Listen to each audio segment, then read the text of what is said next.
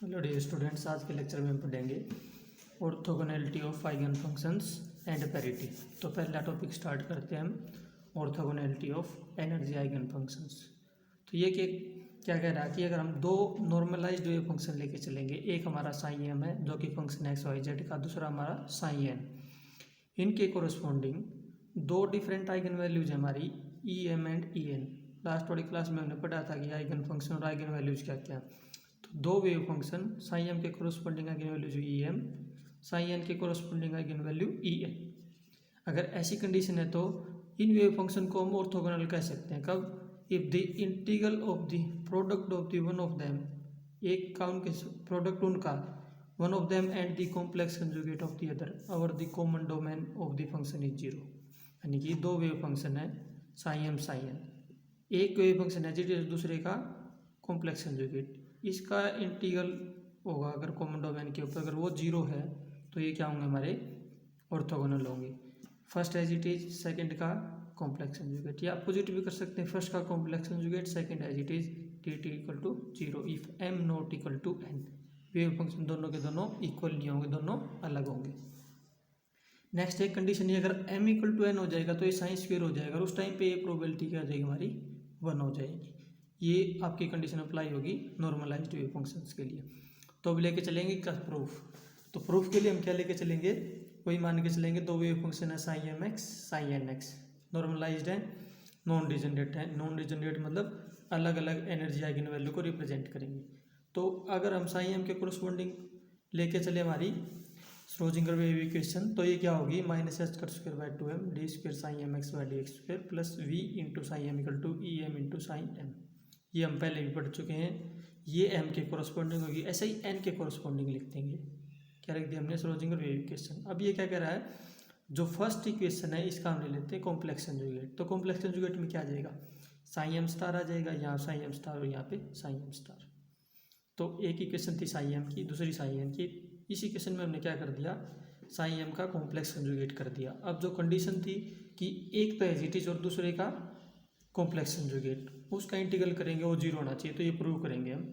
तो हमने इसका इंटीग्रल कर दिया कॉम्प्लेक्स कंजुगेट, इसकी इंटीग्रल मल्टीप्ल होगी इसके साथ। तो नेक्स्ट हम क्या लेके चलेंगे, उसके बाद हम क्या करेंगे, जो इक्वेशन आपकी साइन एन की है, यहाँ पर हमारी इक्वेशन थी ये साइन एन की, इसको तो साइन एम स्टार से मल्टीप्लाई कर देंगे, और जो साइन एम स्टार की इसको कर देंगे साइन एन से मल्टीप्लाई। तो अपोजिट मल्टीप्लाई करनी, साइन एन को साइन एम स्टार से और साइन एम स्टार वाली को साइन एन से।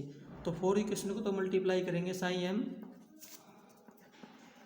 स्टार एन की कॉम्प्लेक्स कंजुगेट से, इसको कर देंगे हम साइन एन से। तो रिजल्ट क्या बन जाएगा, minus H cut square by two M, psi M star से कर दिया साइन एन वाली को psi M star T square psi N V, psi M star से मल्टीप्लाई कर दिया साइन एन पहले से E N psi M star psi N. इधर लेके चलेंगे दूसरी इक्वेशन, साइन एन से मल्टीप्लाई किसको किया था, साइन एम स्टार वाली को साइन एन, ये साइन एम स्टार पहले से ही उसमें साइन एन से मल्टीप्लाई, यहाँ भी साइन एन से मल्टीप्लाई। इक्वेशन 6 और 7, अब हम सब्ट्रैक्ट करेंगे इक्वेशन नंबर 6 को 7 से, इक्वेशन 7 माइनस इक्वेशन 6। अगर ये करेंगे तो पहले वाली टर्म कॉमन है, minus H square by two M common ले लिया, H square by two M. Minus psi को हम क्या कर रहे हैं, अगर 7 में से 6 डिक्रीज कर रहे हैं तो ये माइनस माइनस प्लस हो जाएगा, इसलिए इसको पहले लिख देंगे psi M star D square psi N by D X square, ये नेगेटिव रहेगा, psi N D square psi M star by D X square equal to, ये दोनों फैक्टर कॉमन हो गए, ये कैंसिल आउट हो जाएगा। यहाँ पर क्या हो जाएगा, यहाँ पर हम किस में से कौन सा कैंसिल कर रहे हैं, यहाँ पर हम 6 हमारा जो 7 इक्वेशन है उसमें से 6 को डिक्रीज करें तो E M minus E N psi M star psi N, ये इक्वेशन बन गई। अब इस इक्वेशन में क्या करेंगे, ये जो H cut square by two M इसको अपोजिट ले जाएंगे, two M by H cut square E M minus E M psi M star psi N.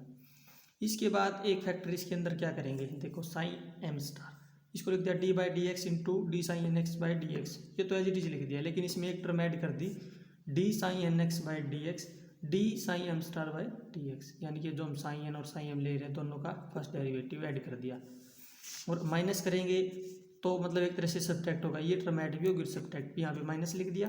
First term तो as it is psi N, D by D X by ले से और D by D x यहाँ पे बच गया, D by D X एक outside double है ना, एक हो जाएगा D psi M star by D X plus ये हमने ऐड कर दिया वही सेम टर्म। ये किस लिए किया, यहाँ पे एक डेरिवेटिव की टर्म बन जाएगी, ये डेरिवेटिव हो जाएगा D by D X of this term psi M star into D psi N X by D X, और ये हो जाएगा minus D by D X of psi N into D psi M star by D X. तो ये तो derivative हो गया, इसको निकाल दो, इसका डेरिवेटिव, और ये हो गया इसका डेरिवेटिव, इसीलिए कि हमने इस टर्म में ये ऐड और सब्ट्रैक्ट। अब फर्स्ट डेरिवेटिव जैसे करके देखो तो psi M star as it is D by D X of this plus second derivative करेंगे तो क्या, ये तो एज इट इज और इसका डेरिवेटिव, ये टर्म एज इट इज हो जाएंगी, ऐसे ही इसके अंदर ये डेरिवेटिव बन जाएगा फर्स्ट। अब हो गया, अब इसको इंटीग्रेट कर देंगे माइनस से प्लस इन्फिनिटी तक यहाँ तक। अब ये डेरिवेटिव तो था D by D X, integrate करेंगे कैंसिल आउट, ये टर्म एज इट इज निकल आएगी हमारी psi M star D psi N X by D X minus psi N D psi M star by D N minus से plus infinity two M by square square E M minus E N, psi वाली term अंदर रह जाएंगी, X वाली two M by square square E M minus E N, ये आपका x के साथ नहीं है तो ये आपकी अलग से निकलाएंगे बाहर। तो यहाँ तक आगे। अब क्या करेंगे, इसका जब फर्स्ट डेरिवेटिव करेंगे तो हमारी जो टर्म है इस साइड, ये साइन और D psi by D X, चाहे वो एम हो चाहे एन हो, ये अगर कोई अच्छा वेव फंक्शन होगा, गुड वेव फंक्शन की कंडीशन है कि वो x equal two plus minus infinity पे वेनिश हो जाएगा, तो इधर की वैल्यू क्या आ जाएगी हमारी जीरो, तो लेफ्ट हैंड साइड जीरो होगी, तो इसका meaning two M by square square E M minus E N minus to plus infinity psi M star psi N D X equal to zero, तो ये term zero के बराबर बचेगी। अब condition क्या हो सकती है, अगर ये जीरो तो या तो ये टर्म जीरो होगी या ये वाली टर्म जीरो। फर्स्ट कंडीशन लगाई, अगर एम एन के बराबर नहीं है, एम एन के बराबर नहीं होगा तो ई एम और ई एन इक्वल नहीं होंगे, तो ये टर्म जीरो नहीं हो सकती, इसका मतलब ये वाली टर्म जीरो हो जाएगी psi M star into psi N D X, तो हमारे क्या हो गया ऑर्थोगोनल हो गए। अगर दूसरी कंडीशन ये दोनों इक्वल हो गए तो ये जीरो हो गया, उस टाइम पे ये जीरो नहीं होगी, ये क्या हो जाएगी वन, ये प्रोबेबिलिटी बताएगी उस टाइम पे। तो इस तरह से हमारे जो दो वेव फंक्शन है उनकी ऑर्थोगोनलिटी प्रूव होती है।